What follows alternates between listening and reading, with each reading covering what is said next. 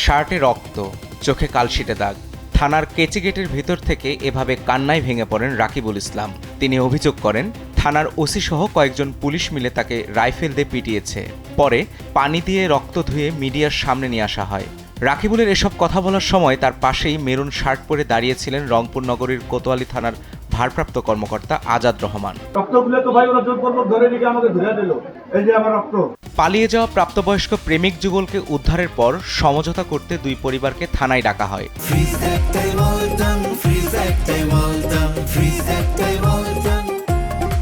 এ সময় দুই পক্ষই স্থানীয় নেতাদের সঙ্গে নিয়ে যান। স্বেচ্ছাসেবক দল নেতা রাকিবও তাদের সঙ্গে ছিলেন। তিনি দাবি করেন, সেখানে যাওয়ার পর ওই যুগলকে এক পুলিশ মারধর করে।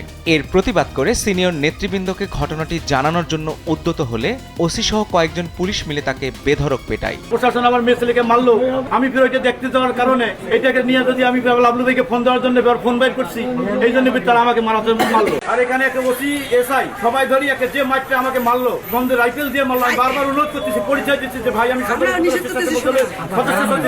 আমি বিএনপি এর নেতৃত্ব কর্মী, আমার নামে 13টা মামলা, আমি 17 বছর নির্যাতিত ভাই। তবে যার বিরুদ্ধে মারধরের অভিযোগ সেই ভারপ্রাপ্ত কর্মকর্তা বলছেন, এটি একটি তুচ্ছ ঘটনা।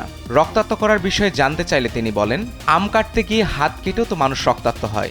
আচ্ছা, আমি বলবো আপনার ক্যামেরা বন্ধ করেন, আমি বলতেছি আপনাকে, কারণ ক্যামেরায় বলার মতো তেমন কিছু হয় না। এখন ভাই আপনি যদি আম ছিলতে গিয়ে একটু হাত কেটে দেয়, কিন্তু আপনার ছেলে মেয়ে উভয় পক্ষের মধ্যে উত্তেজনা হয়। পরবর্তীতে উত্তেজনাই শুধু আমরা প্রশমিত করার জন্য দুই পার্টিকে দুই পক্ষে আমরা সেপারেট করে দিই, আলাদা করে দিই। পুলিশ কর্মকর্তা দায় এড়ানোর চেষ্টা করলেও কয়েকজন প্রত্যক্ষদর্শী জানান, কোমরের বেল্ট ও রাইফেল দিয়ে আঘাত করা হয় রাকিবুলকে।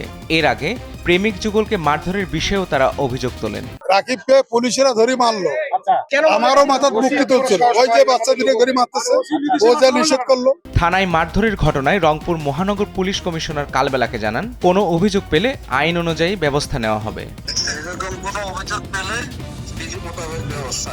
কোনো অভিযোগ না থাকলেও থানায় আটকে পুলিশের মারধরের ঘটনার সমালোচনার জন্ম দিয়েছে।